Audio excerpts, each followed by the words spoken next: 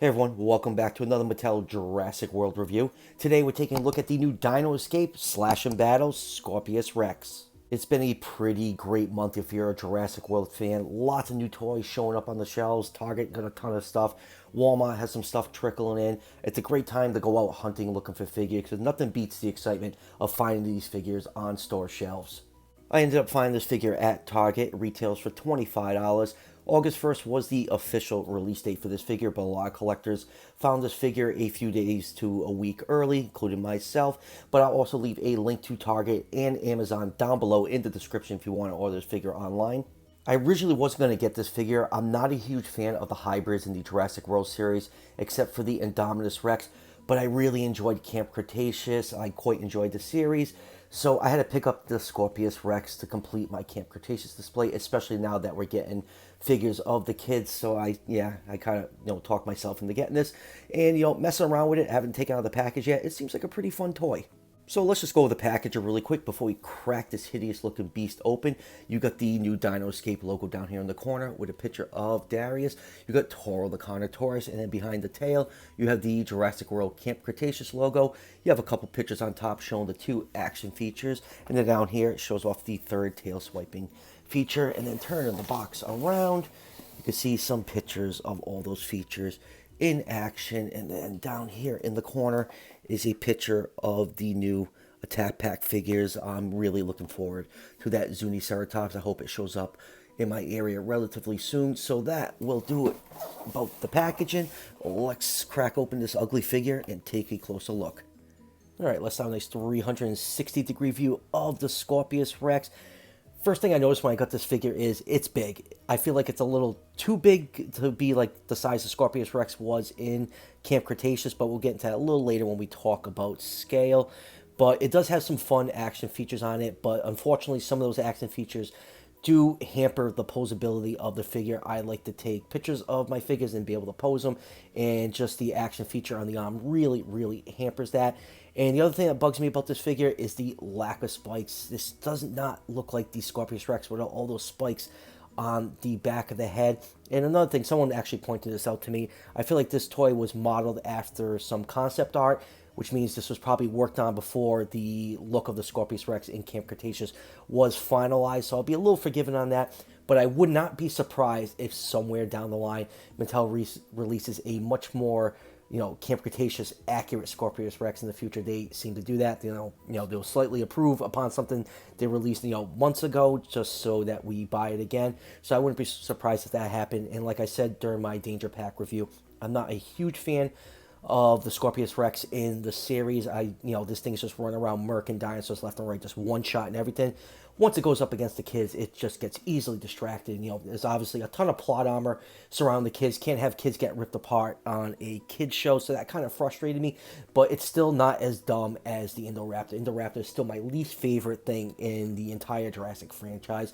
Just give me a good sniper rifle with a 50-cent round. I can do the job of the Indoraptor. Alright, let's just do a couple quick measurements. This figure is 16 inches long from the tip of that short snout to the tip of the quill tail, and just about 6.5 inches tall. So there were two Scorpios Rex in Camp Cretaceous, spoiler alert. This larger one represents the one that was created by Dr. Wu, was it E750? So that specimen is estimated to be just over 26 feet long. So I'll put this figure somewhere in the 120 scale range. I feel like this figure is just a little too big. I'm going to take out a human now a little earlier than comparison. I just feel like it's way too large. I feel like the one that came in the Danger Pack is the appropriate size for the adult, and they should have maybe released a slightly smaller one for the one that this one produced asexually. But like I said, this thing is just a little too big. It's almost the size of the Legacy Collection T-Rex, so it is what it is. Maybe Mattel will release a much more in scale one sometime in the future. They love re-releasing figures, so there's a good chance of that happening. So let's zoom in and take a look at some of the finer details on this figure, starting with that ugly looking head. The Scorpios Rex is meant to be ugly and hideous looking, and I think Mattel pulled it off in this sculpt. Like I said, the biggest thing that takes away from this figure is just the lack of spikes behind the head. I really wish they found a way to incorporate that in, but like I said, I feel like they were working with concept art, and this figure was too far ahead in development before they finalized the look of the Scorpios Rex in Camp Cretaceous. You got a bright orange eye with a black pupil. The teeth are nicely sculpted. Let me just open the mouth. You can see all those rows of misshapen teeth pointed in all different directions. The mouth does not stay open because that is tied to the action feature. But let's take a look in the mouth. You have a really nicely sculpted tongue with a lot of nice texture on it. Nice gloss coat on there to give it that wet look. You got some really ugly looking fenestras and orbits on there. You can see the nostril, all these large bumps, and some nice scale detail on the lower jaw and on the side of the head. You also have this nice row of spikes that starts just behind the orbit that goes all the way down the back, that stops just before the midpoint of the tail, and then going down to the main body. You have some really long and muscular, powerful looking arms. You have some quills on the forearm. The hands are nicely sculpted. The claws aren't painted in, but since this figure is primarily, dark gray and black, it's not a big deal that the hand claws aren't painted. And I just zoomed out way too far. Let's get back in there. Pull the curtain back on the wizard for a second. So anyways, you do have this nice tan coat underneath the throat and stomach. You can see the speaker for the electronics. This whole section right here is actually molded in that tan color, and right here on the chest and neck that is painted in. Lower jaw is cast in that tan plastic. And since we have the figure turned over, here is the scan code for those of you that like to scan this figure into the fax app. And then turn the figure back over. You can see more large osteoderms and scale detail along the side of the body. The body of this thing is really weird. You have this protruding chest, and then the stomach region just kind of concaves in. So really bizarre looking. It's definitely a unique design on this creature, and it has grown on me. Like, I did not want to pick up this one in the Danger Pack one because I was not a fan of the Scorpios Rex, but I really wanted to get both of them to complete my Camp Cretaceous display because I really enjoy the series. I cannot wait for season 4 where they possibly end up on Isla Sorna. That's probably where they're going to be, and that's going to be awesome. And going down the legs, you got more large scales and osteoderms. You have that weird spike at the back of the ankle. Big, large raptor claw and toe claws on here. And then going down to the tail, some more nice scale details. My camera would like to focus in on that. And then go down the tip of the tail, you have some nice, soft, flexible quills at the end of the tail. And let's just turn it over to the other side before we get into articulation. Now, moving on to articulation, this figure does not have a lot of articulation. A lot of it is tied to the action features. But for the neck right here, you get some nice up, down, and side-to-side movement, which is pretty cool because the jaw is controlled by a button on the back of the figure, and you normally don't see articulation if the button is further back. If it's on the neck, you do see some of that articulation on Mattel's figures like the Spinosaurus and Extreme Chop and T-Rex, so I think that is a nice engineering touch to give us some neck articulation, even though the button to control it is way back here. Going down to the arms, there is nothing because that is tied to an action feature, so you have to go down to the legs. You do get the normal hip pivot you see on a lot of the larger Mattel figures. The back legs can move backwards and forwards. They have that little locking notch to get them back into that neutral position. Legs can move forwards that far before they start hitting the forearms. And then going down to the tail, same thing. There's an action feature tied to the tail. You can't really turn it around or swing it side to side, but we'll get into that in a second when we go over the action features on here. So to activate the jaw on the Scorpios Rex, you just have to push this button on its back. And you get a nice snap in action and some electronic screams and roars. And then moving down to the second button right here, this will activate the slashing action of these forearms.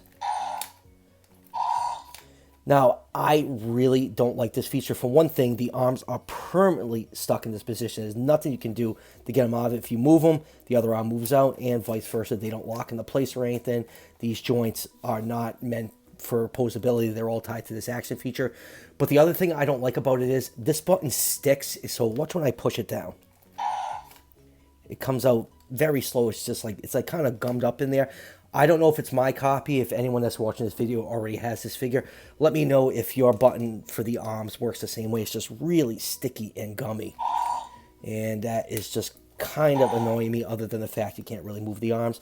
And then moving down to the tail has a whipping action. It is spring-loaded. You just pull the tail back, and it swings back, and you can knock over dinosaurs and, eject them with all those venomous quills on the Scorpios Rex. I do like this feature. quite a bit. But I would still prefer articulation so I could swing it side to side. But still, this feature and the jaw snapping nature work great. I am not a fan of this slash, and actually, I think it kind of really hampers the playability of this figure. Especially me, I like to take photography of my figures, and just having this figure stuck with the arms like that permanently is just kind of off-putting to me. Moving on with comparisons, I already took Kenji out earlier, but here it is with Darius and Kenji, the only two Camp Cretaceous human figures I have. I should have Yaz in a couple of days. Hopefully Mattel rounds out the entire cast in the next couple months or so. And like I said, I feel like this Scorpios Rex is just a hair too big. I don't remember it being that big in the show. I felt like Darius came maybe a little bit further past the knee, but maybe I'm wrong. I feel like the Danger Pack one is much better to the adult Scorpios Rex in size, in my opinion. And speaking of the Danger Pack version, and this is why I like the Danger Pack one, you can, with that extra articulation, you can get into that awkward, iconic screaming pose when you first saw this thing in Camp Cretaceous. Can't do it with this one, and let's just straighten him out a little bit so you can see how he sizes up next to his larger electronic cousin. I much prefer this one over this one. If I only could pick one, I would definitely go with the Danger Pack version. And here it is with the Jurassic World hybrid. Here it is with the Indominus Rex. And here it is with the other hybrid from Jurassic World Fallen Kingdom, the Indoraptor. And here it is with the Dino Escape Carcharodontosaurus. I should have the Stegosaurus within a day or two, so I'll be reviewing that Dino Escape figure when it comes in. And here it is with the Spinosaurus. And here it is with the Legacy Collection T-Rex. And like I said, it's roughly about the same size of it. It looks, a little small because of the camera perspective, but is pretty close in size to this Legacy Rex. And lastly, here it is with the Dino Escape T-Rex, which obviously dwarfs the Scorpios Rex. So, final thoughts on this electronic Scorpios Rex. I like it, but like I keep saying, I like the Danger Pack version much better. The action features are meant for kids. Obviously, a lot of adult collectors collect this line. So, I really don't care about the action features. Yeah, some of them are fun, but I just feel like that arm gimmick is absolutely terrible just because you can't pose the arms in any other way. They're just permanently stuck like that. I just think the figure just, looks stupid in the end because you just can't move those arms around. But I do like the paint scheme on it. I like that dark gray and black. The head sculpt is gnarly looking. Love how all those randomly grotesque teeth came out inside the mouth. And obviously the biggest missing thing are the spikes on top of the head. And like I said, I bet you probably in the next year or so, Mattel will probably release a slightly updated, better version of the Scorpios Rex with spikes on the back of its head. So for $25, it's a large, fun dinosaur toy from Mattel, so you really can't go wrong with it. If you're a fan of Camp Cretaceous, you have to add this to your collection. And like I said at the beginning of the review, you can pick this figure up from Target or Amazon. I'll leave a link to both those sites down below in the description. So that would do it for the review. Still have some more Jurassic World stuff to review. I get the Yaz story pack coming in, the Dino Escape Stegosaurus, and I'm trying to find Bumpy, but I just cannot track him down. I won't be picking up Limbo because I already got the one that came with the Camp Cretaceous set. I don't need to upgrade with that ugly slider action feature button. And I'm still waiting for a few PNSO things to come in. They're taking forever this time. Usually they do not take this long. So hopefully when those come in, for those of you that are fans of my accurate dinosaur figure reviews, those should be up relatively soon. And as always, if you're enjoying the content on this channel, show your support by hitting that subscription button just below the video. Each subscription helps out the channel tremendously and is greatly appreciated. And I'll see you guys for the next one.